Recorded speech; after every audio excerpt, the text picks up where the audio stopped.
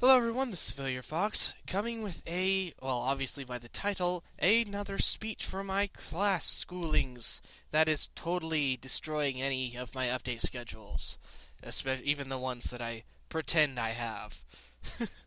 um, Whatever the case, this is what I've mostly been concentrating on, and actually this particular video this commentary is part of the commentary part of the video is also why it's been so long, because I really wanted to do this first, but I've actually ended up doing this after my last update. But this is getting done, so yeah, we go. This is Majiggers. This is Majiggers. This is the most recent speech I've done. I did a rather good job on this one, and I'm rather proud of it actually. I think I could have done better, but whatever. Now, before I do anything, this speech only pertain, will mostly only pertain to anyone in America and anyone who is actually is legal to vote, like can legally vote in America.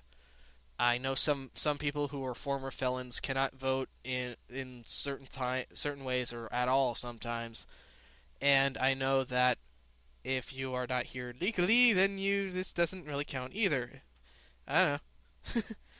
I'm not yelling at you right now. I'll yell at you later. And I just hit my microphone. I apologize.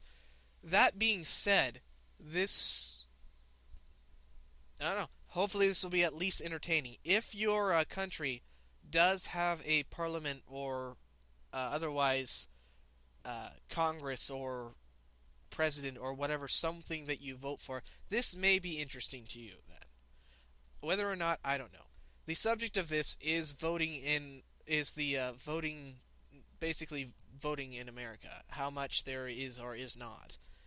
It is what is called a policy speech, which means I am trying to get people to vote, to recognize there is a problem and then fix it.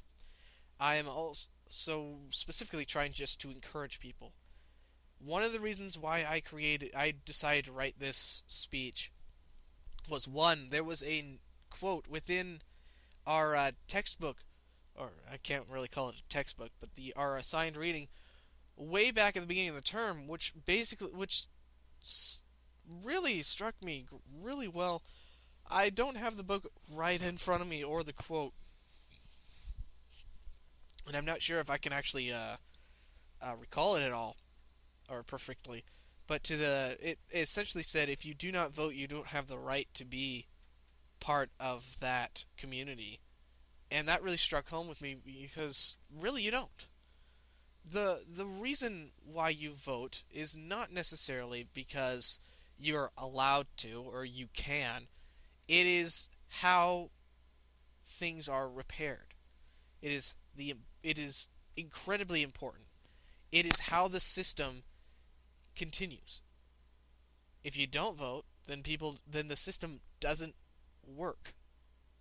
And I'm not saying you don't vote and they're like in a like one of five people kind of situation. No, in a 1 in 1,000, 10,000 kind of way, it won't work because it requires everyone's votes for it to be truly balanced.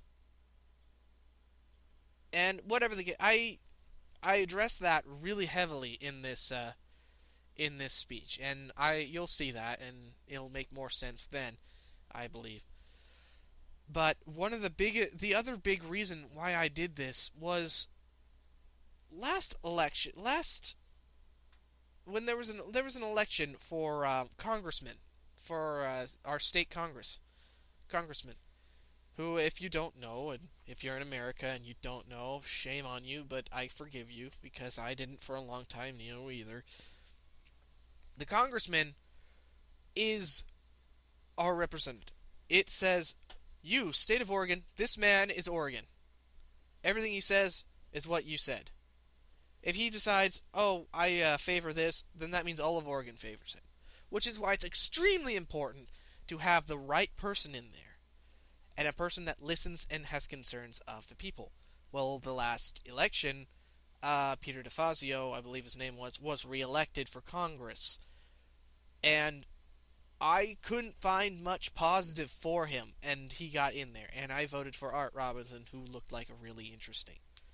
Everything that was against Art Robinson was superficial. Everything that was really, it's it just blew my mind that you know his all this superficial stuff is what got people. No, I don't want this. But that's completely different. But the thing that pissed me off was my sister ran around with an Art Robinson sticker on her car. She has never registered to vote, never intended to vote, never wants to vote. And that just pisses me off since I'm actually politically active now. It just, to me, it just seems like, okay, so that's a giant betrayal to that candidate because here's someone that goes, oh, I got a free sticker, I don't really care though. Lol, lol, lol. In other words, he doesn't matter at all. Sure, it doesn't affect very many people, but it's still. And you know what? Maybe it did. It gave him might have given more votes because she's driven around with it. But the idea of that just irritated me. It just really irritated me. And for about half a year, it's been stewing. And when we had to think of topics for our speeches, I just thought, there it is. Combination of those two things. Here's a good idea for a speech. So that's what I basically have done this. Now, as with the last speech, I do ask for criticism on this. However, I do not need the definition, a textbook definition of how to give a speech. Thank you very much for giving me that textbook speech. Person whose name I cannot remember because I'm an imbecile. And I am totally not going to check right now. I'm not waiting for the page to load. I'm not, checking right now. That would be silly. I totally wouldn't do that. That's just, why would you think that? I don't get you. You guys are weird. it's not like I don't know Lemon 604's name. Yeah, there we go. Like I said, I do really appreciate you the parts, but I'll tell you right now. On my last speech, I am not gonna read 1, 2, 3, 4, 5, 6, 7 full paragraphs in my comment section. That is too much. That is too much. I did not ask for an essay on it. I asked for small, simple comments. We're given small comment cards for each other during class, and that's it. That's what we get to take care of all of this. And I do understand you don't know what the teacher was looking for, and on what to grade on or anything. But I'm not asking for a grade. I'm asking for people's individual opinions. Did I do a good job? Do you think I made a good eye contact to the audience, which unfortunately sometimes I don't? Do you think my gestures were overblown or stupid or fit or helped guide? Do you think that my posture was terrible? Just kind of things like that. Do you agree with the message? Do you think I could have practiced more? Do you think I should have arranged this a lot better? That kind of stuff. It's just how you think I did. It's not. I don't need tutoring on it because I kind of taking a class on it. So again, I apologize if this sounds really rude, but I just don't need that much. Thank you. Yes. Now, words about the speech. This particular speech in general, before I give you the unedited version, I had a good amount of time to actually work on this. I worked hard on this for a couple of days, a few days actually, if you include the preliminary stuff we were required to do. And I do believe I should have had a little bit more work on this. I unfortunately ran out of time. I was going to finish it up the day before, And then that morning, I was going to practice it, especially because my mother was not going to be home that morning, which was awesome. And actually, that morning went pretty well. I got my lunch made, I got my stuff together, and I actually did what I wanted. The unfortunate part was that I got extremely tired before going to bed that night. So I could not concentrate, and I had to finish it in the morning. And so in the morning, I had to finish my speech and then hurriedly finish it, and then practice it, and then get out the door.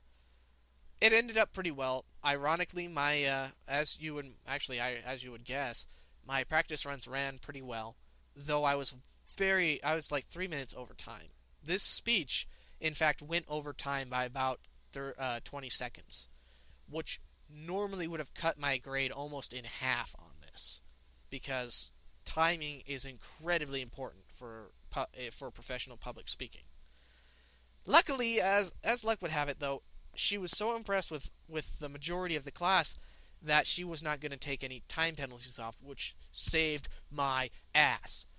Though I'm thinking that she might have done it specifically because of two specific students that did really good jobs on their really tried really hard, but really messed up on time.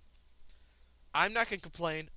I got good jobs by all of these students. Every student gave me glowing praise, aside from a couple of actually really good constructive comments that I intend to actually review over and over again for the next speech, so I can figure out exactly what I need to keep going and keep doing.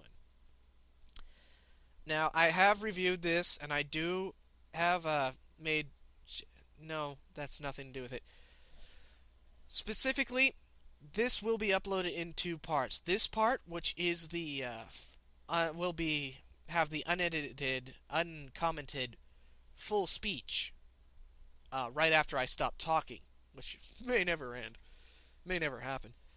And then the second one, which will have my commentary throughout it, and will be kind of extremely jarring if you want to hear my actual speech, because I actually stopped the footage in places because I figured out how to do that. So I hope you guys enjoy. Please do give me any kind of comments you like. I will take them to heart, and I will definitely read them, unless they are, of course, 17, 8 points long or 5 points long. Try and keep under 2 replies or 2 comments or 1 comment please. I just won't read that much. I'm just not that dedicated. Again, I really normally appreciate long comments and long things to read, because it's fun. It's fun to read what people think, but if you're telling me things I technically know, I don't really want to hear it. or what's being taught. I'm just not going to listen, because I already know it. I know that's a terrible way of saying it, but it's just fact. Alright, I really hope you enjoy it, and I haven't pissed you off. So here is my speech. Speech number 2. Policy speech on voting. Mr. Bennick, I am ready. Excellent. And I am as well. Picture this. You're riding the bus home from a long day of school. The rain is beating down upon it as it speeds through the streets. Someone calls out for a stop, but this is an old bus and on a strict time limit, so it only stops for groups of people. She calls again, but no one calls after her. Finally, your stop comes and goes, and no one calls out for it either. All of them just waiting for their own stop. The storm is raging now. Sky is dark. Thunder's crashing. Small group leaves, and everyone else still is just waiting for the bus to just wrap around and continue back more time. Finally, the storm is at its peak, and the bus breaks down. Now you have to walk back 5 miles to your own house. But at least you have company. Everyone else who was going to stop near your house, but didn't bother to speak up. If we do not vote, we end up in the same exact seat. Others getting their ways while ours are ignored, and only caring about issues that are directly pertaining to us. Hoping everything else comes out okay, of course. Today I'll be talking about reasons why people do not vote, why those reasons are faulty, and why you should vote. But wait, is there even a problem with this? Are there not many people voting? According to the 2008 census, 15,000 people did not vote in the last election. That may not seem much, but consider that those were just registered people that did not vote. There were a total of 60,000 people who are not registered to vote. Combined, that's 36% of Americans. Over a third of America did not vote in the last election. Over a third of America don't care if a madman is put in front of in charge of their bus and drives them off into a wall. With this kind of situation, this kind of trouble, why even bother taking the bus? Why even bother voting? According to a man named Gary Crosseri from dissidentvoice.org, there are at least 2, maybe 5 different reasons not to vote. Along with his views, there is also the ideal that your vote doesn't count. Well, first of all, let's cover these in turn. The first point that I will be talking about, that Crosseri brings up, is that due to a previous election being a sham, rather recent, I'm sure all of you probably realize it, Bush. All the future elections are as well, and that the electronic voting system that we have right now is flawed. A second point he makes is that we're misinformed about our candidates, and then of course that our vote may not count. First of all, I ask you, if you go to a Subway and you get a poor sandwich, does that mean every sandwich shop is going to give you a bad sandwich? No. It just means you got a bad sandwich once. Thinking that every election is going to be flawed every time is poor thinking and very short-sighted. And in fact, the electronic systems that we're using are closed, which means once you put in a vote, they're not going to be even looked at until they're all collected, which means the only way they can be compromised is if the people that are handling them are compromised, just like any other system. And let me ask you, do you not go to work just because your boss has to sign your check? Second, the difficulties of getting accurate information about candidates and issues. While true in the sense of television, every election you are given a voter's pamphlet that has all the unbiased information you need and biased information in its own little section. So there's very little you can say that so you are actually well informed every election. You just have to take 1 or 2 hours once a year to read a little bit of a book that's only maybe 50 pages long that has important information to you. Finally, the idea that your vote doesn't matter. While this is slightly true, one vote is just one vote. If you do vote and tell your friends and family that you're voting, well, won't that encourage them to vote? Maybe vote along with you, and they can tell their friends, family, and so on and so forth, and then we've got the end of It's a Wonderful Life. Now that we're taking the bus and speaking out,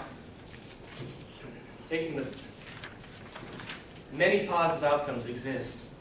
For instance, a larger voting base, politicians have to work much harder to appeal to everyone, not just their few assured votes.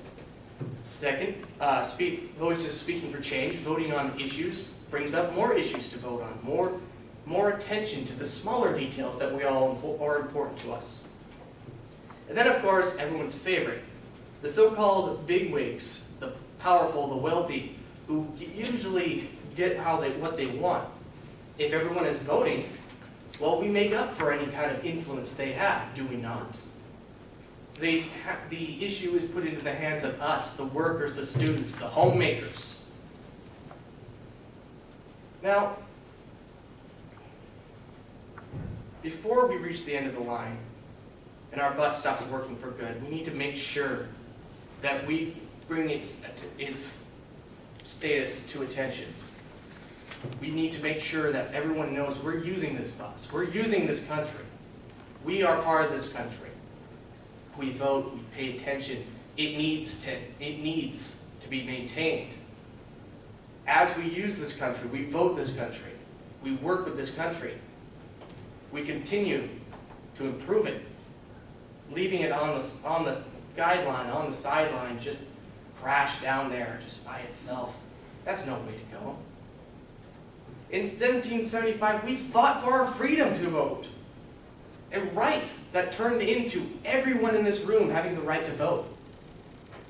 A right that was at first rejected, or not rejected so much, but denied us by England. But I suppose if you really do not want to vote, we could just go back to that point. Taxation without representation. Well, I guess women don't even need to vote. Let's get rid of the Constitution. Let's go back, let's just go into a dictatorship. I'll be just as fine if no one cares. Without your input, without a simple hour or two once a year, this can and will happen. Vote, lest ye be lost.